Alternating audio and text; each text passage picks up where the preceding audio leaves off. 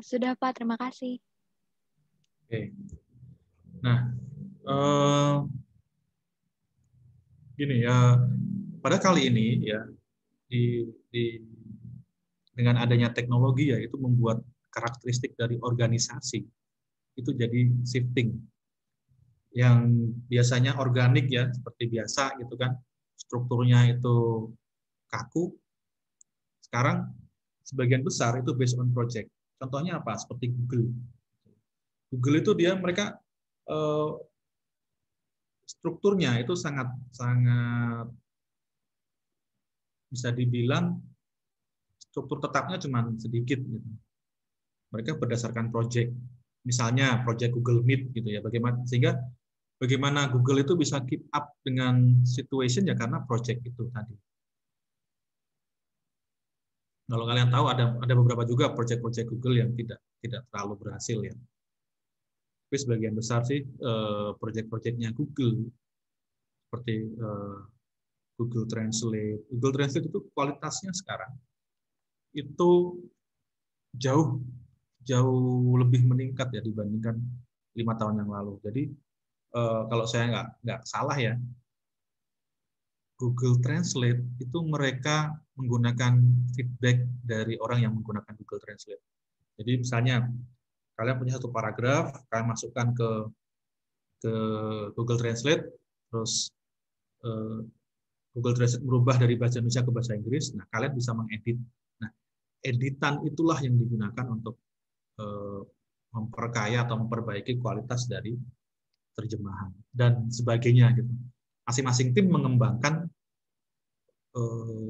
proyeknya masing-masing. Ada Google Meet, Google Translate, Gmail gitu kan. Bagaimana Google itu mencoba untuk membuat email itu lebih ringan, misalnya bisa digunakan di HP dan lain sebagainya. Nah, itu istilahnya semacam transisi ya, dikarenakan atau bisa dibilang itu contoh dari disrupsi. Sehingga struktur organisasi sekarang lebih organik, dia tidak terlalu kaku karena mereka berdasarkan project activities. Seperti yang saya bilang tadi ya, activity A misalnya kalau Google ya berarti dia fokus ke Gmail-nya, terus activity B misalnya WhatsApp gitu kan, atau instant messaging. Bagaimana Google akhirnya mengakuisisi WhatsApp ya. Mereka juga bertanggung jawab terhadap daily ongoing activities-nya dari WhatsApp. Kalian pernah dengar nggak kemarin WhatsApp sempat ini ya, sempat bukan masalah sih, tapi kebijakannya ditentang oleh banyak orang. Ada yang tahu kenapa? Kenapa ditentang banyak orang? Masalah privasi. Ya, masalah privasi ya. Tapi ya Google itu kan khusus ini ya, khusus yang bisnis ya sebenarnya ya. Khusus yang bisnis. Jadi sebenarnya Google itu mereka menggunakan big data ya untuk kemudian memfit advertisement-nya mereka. Kalian iseng aja di Google Search itu ya, Samsung Galaxy S10 spesifikasi. Nggak ada 1 jam ketika kalian Google nanti ada iklan HP. Jadi AI-nya mereka itu sudah bergerak sampai setitik itu gitu. Artinya adalah mengapa perusahaan-perusahaan itu berani membayar mahal pada Google AdSense gitu ya. Karena dia bisa menentukan bahwa iklan itu diberikan ke siapa. Paham nggak maksud saya? Ketika saya cari Samsung gitu ya nanti di feed-nya iklan HP, nggak cuma Samsung aja, juga iklan HP yang setara dengan Samsung misalnya. Kayak gitu. Oke, kita ke keuntungan dari project management. Kenapa perlu menggunakan project management. Yang pertama jelas, better control of financial, physical, and human resources. Jadi dengan adanya project management ya, kita bisa tahu berapa biaya yang dihabiskan. Itu pun juga sudah mengakomodir atau mengkontrol inflasi, misalnya untuk multi-year project. Project-project fisik di jalan tol, jembatan, atau bangunan itu jarang yang hanya 1 tahun anggaran gitu. Biasanya multi-year, dan kalau project itu multi-year, ya kan? Project itu multi-year itu rentan terhadap perubahan harga. Rentan terhadap perubahan harga. Nah, itu yang harus dikontrol juga dalam project management. Makanya dengan adanya project management kita bisa mengontrol financial, physical resources, dan human resources-nya. Alokasinya itu jelas, detail. Untuk bangun misalnya gedung gitu, butuhnya apa saja. Kan sudah ada yang kalkulasi kan, hitung-hitungannya. Mereka juga sudah punya. Jadi sebenarnya kalau pakai misalnya kayak Microsoft Project ya, Microsoft Project gitu, dengan adanya standar harga gitu, bangun rumah misalnya butuhkan semen segini, tinggal kita input aja semen dan lain sebagainya, pegawainya berapa, bekerja dalam waktu berapa lama, langsung dapat datanya. Terus kemudian apakah dengan tahu angkanya saja sudah cukup? Enggak. Kita bisa tahu, kita harus tahu lah istilahnya, day-to-day progress. Jadi ya di challenge misalnya tentang mandornya. Mandor, ini pengerjaan kamar mandi berapa lama? Seminggu. Benar ya, seminggu ya? Ya, seminggu. Ya, sudah seminggu. Jadi kita bisa misalnya planning ya. Planningnya tuh gambarnya kurva. Ini ya. Gambarnya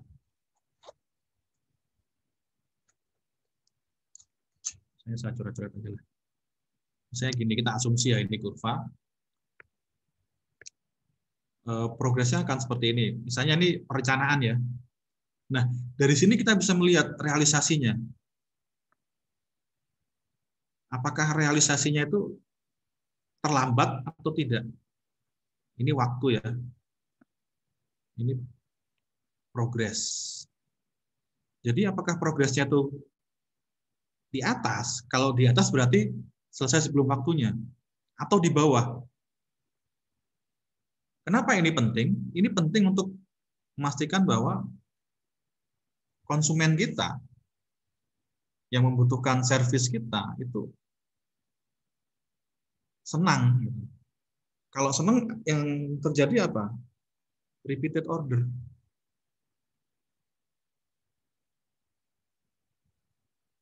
Kan itu yang penting kan. Sama kayak politisi. Kenapa politisi itu, tujuan seorang politisi itu apa? Misalnya menjadi anggota legislatif. Setelah menjadi anggota legislatif, apa tujuannya lagi? Terpilih lagi menjadi anggota legislatif.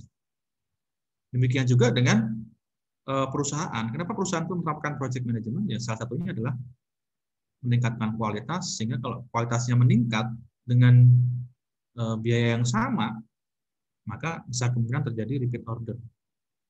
Terus yang ketiga adalah shorter development times. Waktu pengembangannya jadi lebih pendek.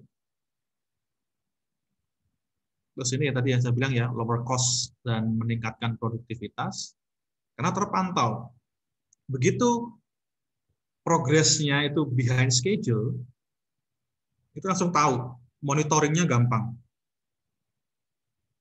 Nanti, oh ini seperti ini, misalnya ya, case-nya adalah hujan. Karena hujan, maka cor-coran itu jadi lama keringnya. Terus apa yang harus dilakukan? Sehingga pengambilan solusinya itu bisa lebih cepat. Terus quality-nya juga meningkat. Jadi ketika kualitas pengerjaannya meningkat dengan cost yang lebih rendah, maka menghasilkan keuntungan yang lebih besar. Selain itu apa lagi? Better internal coordination. Apa yang dimaksud dengan internal coordination? Kita jelas tanggung jawab dari satu orang dengan orang yang lain itu jelas. Sehingga ketika tanggung jawabnya jelas, maka koordinasinya juga jelas. Dia tugasnya apa, yang mengontrol siapa, supervisornya siapa. Kalau terjadi permasalahan, harus bilang ke siapa. Itu jelas kontrolnya dan koordinasinya. Terus, jika goalnya itu tercapai, maka atmosfernya akan positif. Ketika atmosfernya positif, moral dari pegawai juga meningkat. Itu ya keuntungan dari manajemen proyek. Nah, sekarang kita melihat apakah semua aktivitas itu adalah proyek? Tidak. Ada yang namanya proses, ada yang namanya proyek. Kalau proses itu ongoing atau day-to-day activities. Ngetik surat, ngirim surat, fotokopi, itu ongoing. Rapat. Sedangkan selanjutnya adalah dia menggunakan sistem yang sudah ada. Tools-toolsnya juga sudah tersedia. Berbeda dengan project, kalau project itu dia di luar dari dunia proses. Ya. Dia di luar ongoing dan day-to-day activities. Dan yang kedua adalah aktivitasnya atau aktivitasnya itu unik ya, dia unik dan terpisah dari pekerjaan-pekerjaan organisasi yang normal. Sehingga di sini ya definisinya adalah temporary endeavor undertaken to create a unique product, service, or result. Artinya sebelumnya belum pernah dilakukan itu. Sehingga dia akan menghasilkan produk yang unik. Dan tidak hanya produk ya, jasa juga bisa. Konsultan. Kayak misalnya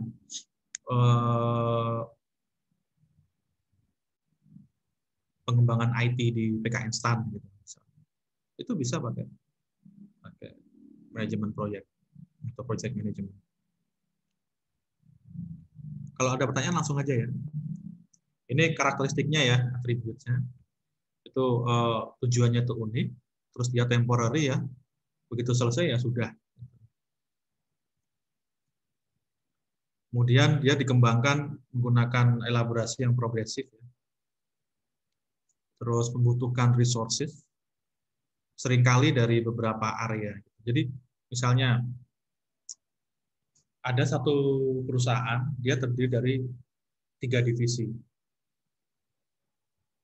Divisi keuangan misalnya, keuangan dan kepegawaian gitu misalnya, atau tata usaha. Yang kedua adalah apa namanya itu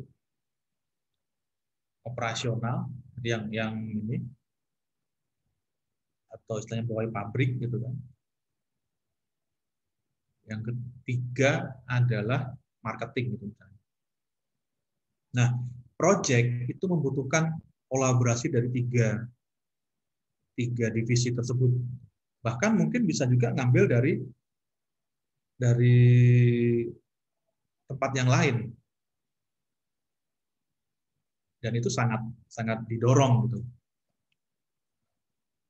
Ya, karena kan sesuatu yang baru itu kan membutuhkan insight dari banyak sisi. Kayak botol ya. Botol kalau satu divisi aja yang melihat itu hanya melihat dari sisi depan. Tapi kalau dia meng-hire beberapa pegawai dari divisi-divisi yang lain, itu akan bisa melihat dari sisi kiri, sisi kanan, sisi atas, sisi bawah. Itu yang membuat efisiensi meningkat. Terus yang selanjutnya adalah konsumennya itu harus ada. Kenapa konsumennya itu harus ada ya? Nggak mungkin sebuah proyek itu ada tanpa ada konsumen atau sponsor. Dan yang terakhir ini, dia involves uncertainty. Kalau tidak ada uncertainty, berarti dia daily activities, day-to-day activities, sesuatu yang sudah pernah kita lakukan. Contohnya Cipali, Cipali itu sebelumnya pernah nggak bangun jalan tol yang menghubungkan Cikampek dengan Palimanan? Nggak ada. Jadi resiko-resiko itu belum pernah dihadapi. Ternyata resikonya cukup cukup banyak juga, pembebasan lahan, terus kemudian longsor misalnya, curah hujan yang tinggi. Cipali itu kan termasuk curah hujannya tinggi. Curah hujan yang tinggi itu bisa meningkatkan uncertainty, tidak pastian, gitu ya. Oke, selanjutnya adalah ini, triple constraint of project management.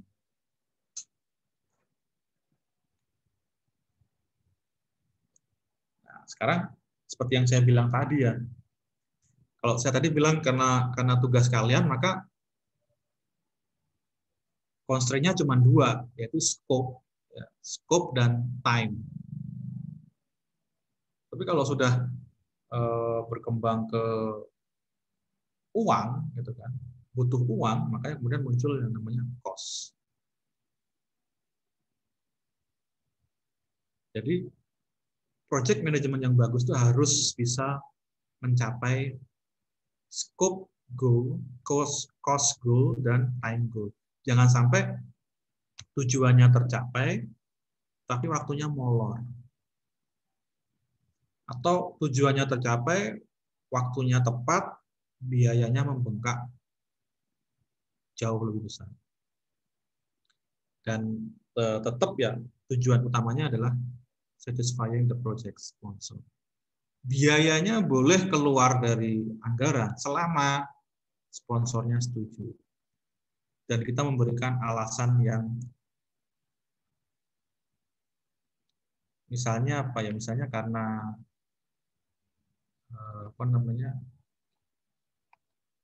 pas bangun gitu kan, biasanya hujannya itu hanya dari pagi sampai siang gitu. Antisipasinya itu. Ternyata pas pembangunan terjadi badai, sehingga hujannya turun 2 hari 2 malam, membuat misalnya traktornya itu keseret atau rusak, terus jalan yang sudah dicor jadi bleber dan lain sebagainya. Ya, dari situ mungkin bisa ada excuse. Oke, nah dari situ baru kemudian kita ke project management. Apa itu project management? Project management itu adalah aplikasi dari pengetahuan, skill, alat, teknik untuk memproyeksikan aktivitas sehingga kebutuhan dari stakeholder itu terpenuhi. Kebutuhan dan ekspektasi dari stakeholder terhadap sebuah proyek itu terpenuhi atau bahkan terlewati. Dia inginnya 10, kita kasih 12 dengan biaya yang sama. Itu misalnya.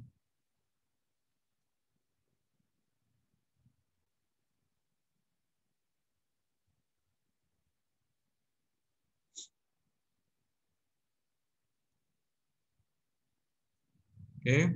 Nah, ini contoh dari ini ya, project initiation context ya. Misalnya satisfy stakeholder request atau kebutuhan. Terus mengimplementasikan atau merubah strategi bisnis atau teknologi. Tadi yang seperti saya contohkan ya, misalnya adalah dengan meningkatkan kapasitas pendidikan online di PKN STAN. Itu artinya kan mengimplementasikan hal yang baru atau merubah dari yang sebelumnya offline jadi online. Kita sampai jam 1 ya? Iya Pak, sampai jam 1.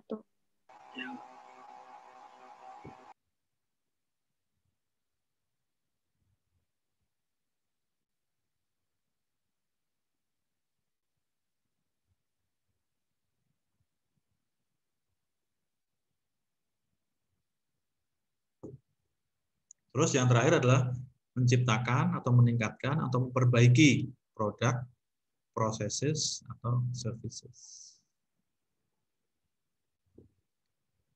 Jadi project itu bisa salah satu di antara ini. Nah, untuk memastikan bahwa proyek itu berjalan dengan lancar, kita perlu memahami 10 knowledge areas dari project management. Apa yang dimaksud dengan knowledge area? Knowledge area itu ya kompetensi kunci lah, kasarnya seperti itu. Dan di situ ada ininya ya. Yang pertama adalah knowledge areas yang intinya ya, yaitu scope, schedule, cost, quality. Jadi scope-nya itu bagaimana, schedule-nya itu bagaimana. Jadi jangan sampai tidak sesuai dengan scope-nya.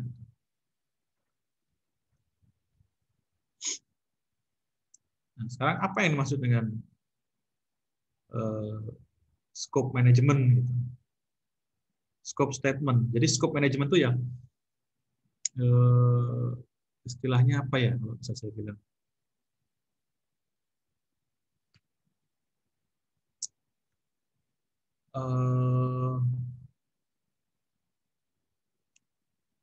Scope itu tujuannya.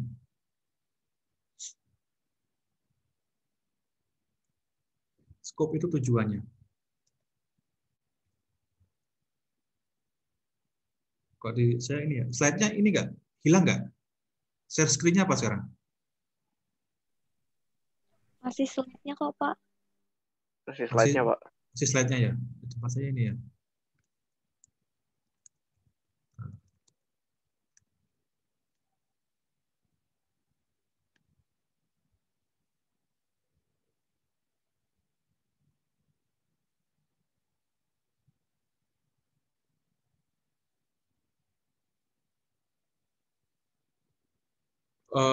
Jadi scope manajemen itu memastikan bahwa semua aktivitas atau ruang lingkup itu sudah tercover di dalam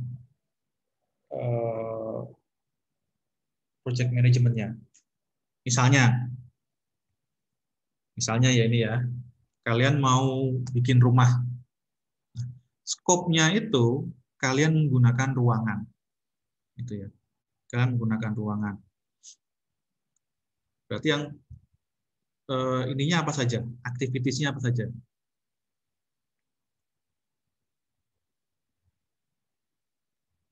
Jadi skop, mendefinisikan skop itu tergantung dari kita sendiri. Misalnya, saya ketika mendefinisikan rumah, ya, aktivitas-aktivitas yang saya lakukan itu akan saya bagi berdasarkan ruangan. Misalnya, 1, halaman. 2, tempat tidur. 3, ruang tengah. 4, ruang tamu. 5, kamar mandi. Terus 6, dapur. Itu bisa. Atau kalian mau mendefine scope-nya itu dari step-stepnya, dari tahapannya. Misalnya pengurukan atau apa namanya yang bawah itu Fondasi. nah betul, fondasi gitu kan. Setelah fondasi tembok gitu misalnya. Setelah tembok atap, silahkan tergantung dari ininya mana yang akan lebih menguntungkan. Dan jangan sampai ada yang kelewatan. Kalian bikin rumah gitu kan, ada satu kegiatan yang lupa kalian masukkan atau ruang lingkup yang lupa kalian masukkan. Dan itu sangat penting dalam rumah. Contohnya apa? Kalian lupa memasukkan kamar mandi. Fatal nggak?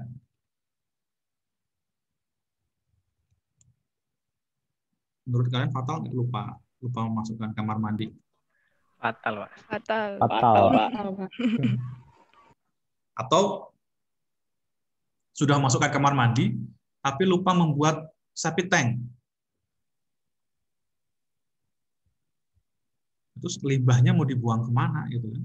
Ke got. Jadi jangan sampai ada ini yang terlewatkan. Nah, selain 4 core knowledge areas, ada yang facilitating knowledge areas. Ada yang namanya resources, communication, risk, procurement, dan stakeholder management. Dan di antara itu, ya, itu perlu ada satu yang namanya project integration management. Bagaimana satu knowledge area itu mempengaruhi knowledge area yang lain, dan bagaimana knowledge area yang lain dipengaruhi oleh knowledge area yang lain juga. Itu harus jelas. Misalnya, schedule dengan resources. Berpengaruh nggak? Siapa mempengaruhi siapa, Mbak?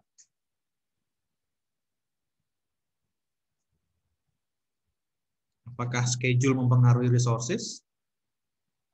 Atau resources mempengaruhi schedule? Atau saling mempengaruhi? Saling, Pak. Dan bagaimana knowledge areas tersebut bisa mempengaruhi, itu harus jelas.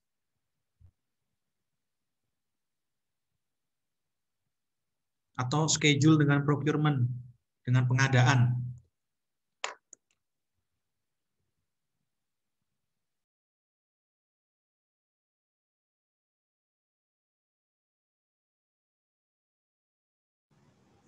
Kan kalau di pemerintah ya, ketika pengadaan terlambat, apakah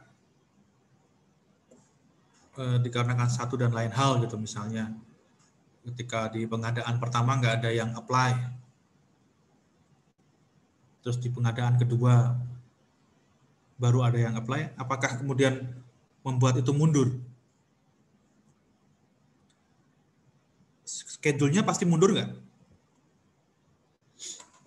Coba.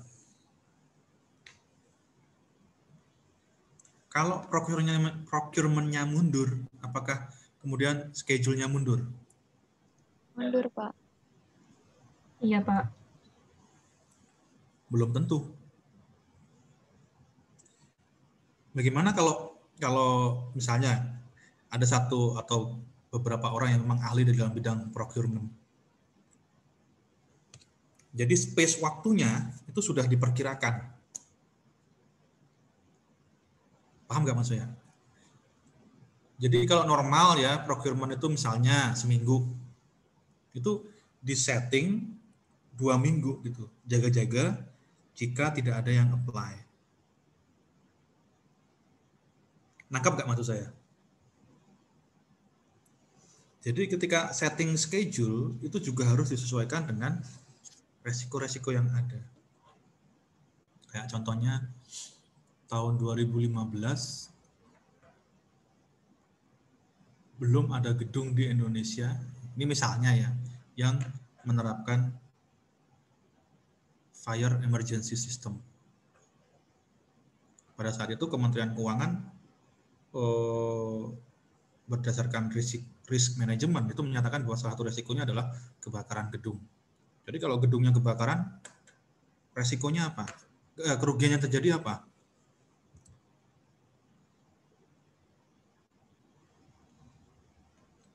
Banyak ya kerugian yang terjadi ya. Gedungnya terbakar, asetnya juga terbakar, berkas-berkas penting. Misalnya kalau di kantor DJP, SPT dari masyarakatnya hilang, terus gimana mau ngecek? Makanya kemudian harus ada ini fire warning system misalnya, atau fire protection system. Dilakukanlah pengadaan. Ini baru pertama kalinya pemerintah mengadakan pengadaan seperti itu. Ada yang apply nggak? Nggak ada.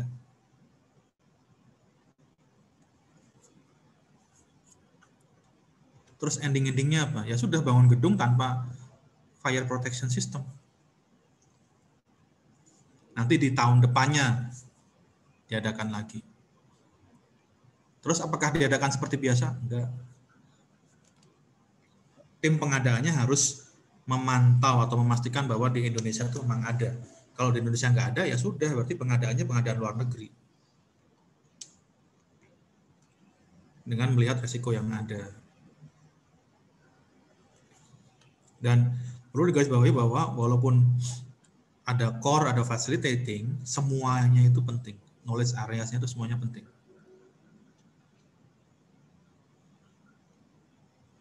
Ya, mulai dari scope, time, cost, quality, human resource management, communication, risk, procurement, stakeholder, sampai yang terakhir integration. Nah, untuk memastikan bahwa knowledge areas-nya itu tercapai, ada yang namanya tools and techniques. Ya, tools and techniques. Ada yang namanya project charter.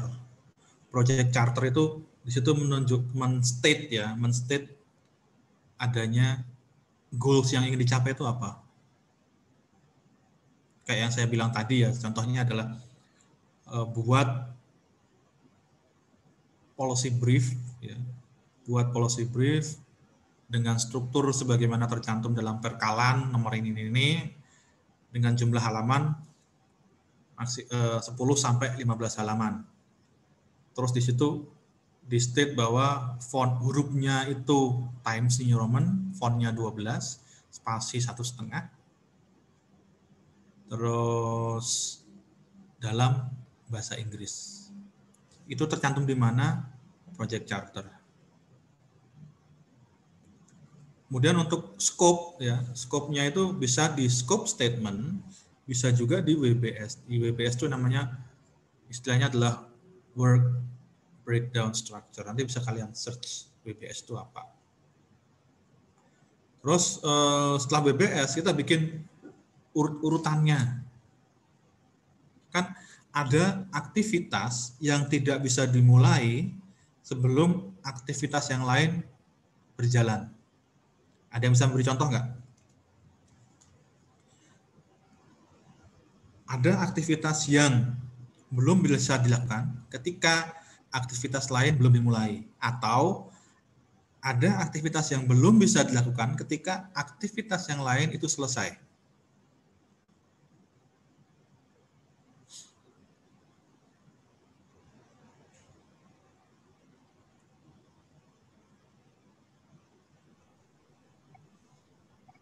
Pak, mengasih contoh. Ya, silakan. Kalau dari saya itu, saya ngambilnya dari kepanitiaan aja sih, Pak. Jadi kalau misalkan saya ikut logistik, jadi pengadaan barang gitu, saya nggak bisa gerak kalau misalkan acara belum ngasih list barang-barangnya gitu, Pak. Dari bidang-bidang lain belum ngasih list barang-barangnya gitu. Oke, jadi harus fix dulu ya acaranya ya, atau iya, Pak. Acaranya sudah koordinasi, logistik sudah bisa, atau sudah fix dulu baru logistik bisa? Acaranya harus udah fix dulu, list barang-barangnya udah fix dulu, baru logistik baru bisa jalan, Pak. Karena kalau misalkan logistik jalan sendiri, ntar pengadaan barang yang kita adain itu nggak sesuai sama yang acara inginkan gitu. Nah, itu mempengaruhi apa? Itu mempengaruhi urut-urutan, start, finish. Misalnya ada 3 aktivitas 1, 2, 3. Aktivitas 2 itu belum bisa dimulai kalau aktivitas 1 belum mulai. Aktivitas 3 itu belum bisa dimulai kalau aktivitas 1 belum selesai. Paham nggak maksudnya? Ini aktivitas 1, ini aktivitas 2, ini aktivitas 3. Ini dimulai, ini di atasnya itu tanggalan ya, tanggal. Aktivitas 1 mulai, ini start. Mulai. Nah, ketika saya bilang tadi aktivitas 2 belum bisa dimulai kalau aktivitas 1 belum mulai. Berarti begitu aktivitas 1 mulai, maka aktivitas 2 agak mundur dikit ya. Itu start. Terus aktivitas 3.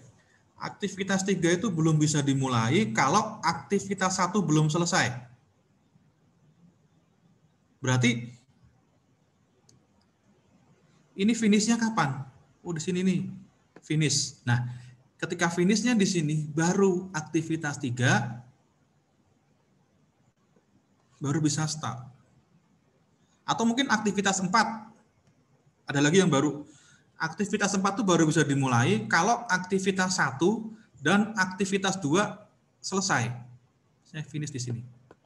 Bisa nggak dia mulainya di sini? Enggak kan? Dia mulainya di sini. Start. Kenapa? Karena require-nya adalah aktivitas 4 baru bisa dimulai jika aktivitas 1 dan aktivitas kedua selesai. Jadi di sini, nggak bisa dia di sini.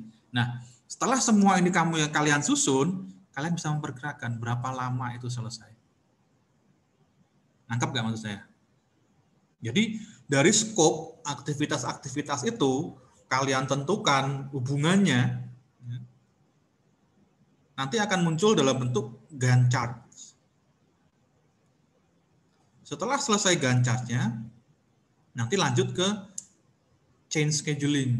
Nah, dari change scheduling, baru kalian hitung cost estimates-nya. Satu ini membutuhkan berapa orang sih? Oh, 2 orang. 1 orang itu 1.000.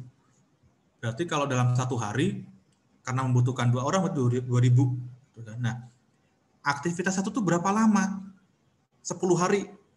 Berarti 2.000 kali 10 hari. Oh, aktivitas 1 human resources-nya menghabiskan 20.000. Ini baru human resources-nya ya, belum physical resources-nya, misalnya semen, aspal, atau pasir, dan lain sebagainya. Nah, dari situ baru muncul cost-nya. Oh, dari aktivitas 1, cost totalnya itu 5 juta. Aktivitas 2, cost-nya segini. Aktivitas 3, cost-nya segini. Di total semuanya tahuan. Nah, cara mantaunya duit gimana? Per aktivitas dilihat. Kalau dia 20%, gitu ya, 20% itu harusnya menghabiskan berapa? Atau aktivitas 1 selesai nih 100%, biayanya berapa? Sesuai nggak dengan perkiraan? Kayak gitu. Nah, dari cost estimates dan realisasi, kita hitung earn value manajemennya. Nanti kalian akan belajar tentang itu. Step by step-nya. Jadi clear. Si A, kamu bertanggung jawab ke kegiatan 1. Kalau kegiatan kamu belum dimulai, itu kan kegiatan 3 belum bisa mulai loh. Nah, yang PIC kegiatan 1 dan PIC kegiatan 3 itu saling get in touch, koordinasi. Jangan sampai kegiatan 1 selesai, kegiatan 3 belum mulai. Karena kan tadi kan kegiatan 1 finish, kegiatan 3 baru bisa mulai, gitu kan. Jadi harus ada koordinasi. Ini gua kurang 2 hari lagi selesai paling lah. Siap-siap ya. Oke. Siap-siap. Nah, si orang ketiga atau PIC kegiatan 3 itu udah siap-siap ya 1 hari sebelumnya atau mungkin beberapa hari sebelumnya menyiapkan, sehingga ketika kegiatan 1 selesai langsung lanjut ke kegiatan 3. Contohnya apa? Bikin pondasi. Mungkin nggak kita nembok kalau pondasinya belum jadi. Dan pondasi jadi itu apakah begitu peletakan pondasi, peletakan batu terakhir di pondasi plek terus selesai? Enggak. Kan harus kering dulu. Jadi harus tahu dong, yang 3 itu misalnya bangun tembok ya, yang bikin tembok. Yang 3 itu harus tahu mana yang dikerjakan oleh aktivitas 1 duluan. Oh, di kiri dulu. Ya udah, berarti nanti begitu selesai yang ketiga bikinnya di kiri dulu. Jangan yang kanan, karena kanan baru selesai di semen, baru selesai dibikin fondasinya. Nanti roboh lagi. Kayak gitu. Itu ya. Terus mau masang jendela gitu. masang jendela mungkin nggak? Kalau apa namanya, belum buat tembok. Enggak, Pak. Nah, itu harus clear hubungan antara aktivitas yang satu dengan aktivitas yang lain. Oke, ini definisi-definisi serta tools-nya dan tekniknya ya. Silakan kalian baca sendiri. Ini lebih ke definisi-definisi sih. Jadi saya rasa dengan baca ini kalian sudah paham gitu. Oke, ada pertanyaan?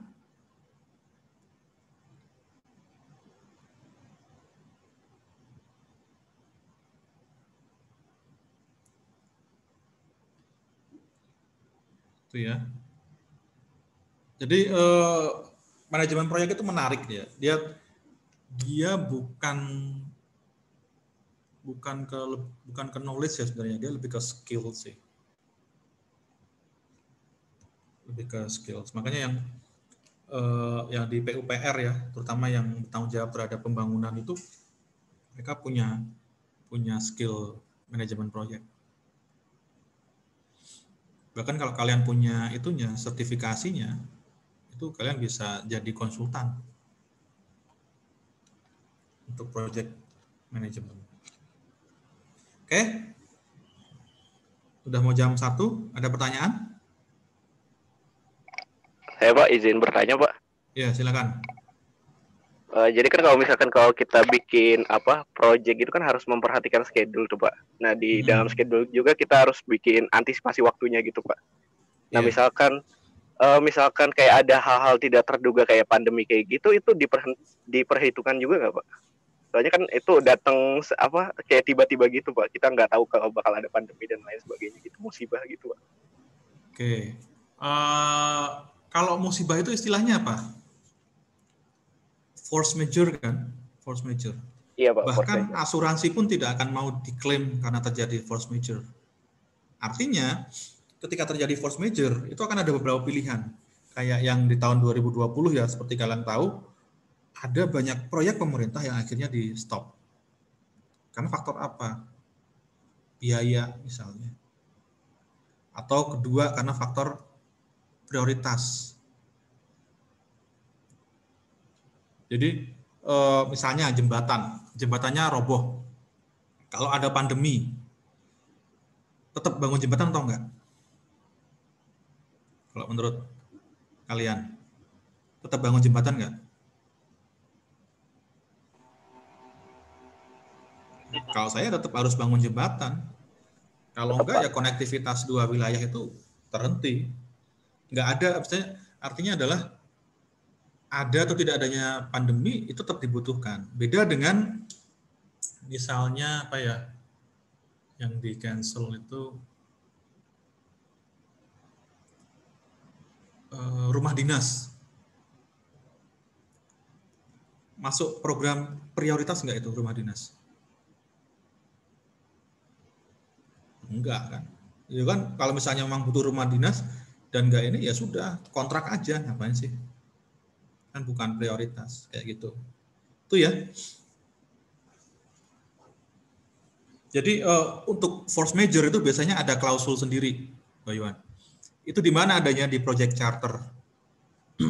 Kalau bisa memang disebutkan. Nanti kalau ketika terjadi force majeure itu menguntungkan sponsor dan menguntungkan kita juga. Jangan sampai karena kita memaksakan akhirnya nggak selesai tengah jalan. Kan banyak itu kayak di Bintaro dekat BTC itu kan gedung yang akhirnya nggak selesai atau gedung yang akhirnya dirobohkan karena pondasinya miring, akhirnya dihancurkan. Untuk menghancurkan pun butuh biaya besar loh itu, karena nggak bisa kalau mau hancur bruk itu berapa gedung yang kena, ya, sedikit demi sedikit tuh hancurin dan nggak murah, teknologinya mahal. Makanya dalam project management ya kita mengambil berbagai resources ya, terutama human resources yang memang ahli di bidang itu. Nggak perlu ngajarin lagi, misalnya gitulah. Kalau tentang misalnya desain grafis ya langsung ambil dari divisi IT gitu misalnya memang ahli. Kalau mau tentang penyusunan keuangan ya langsung aja ambil dari divisi keuangan. Ya. Makanya dia mengambil dari resources yang beragam. Oke?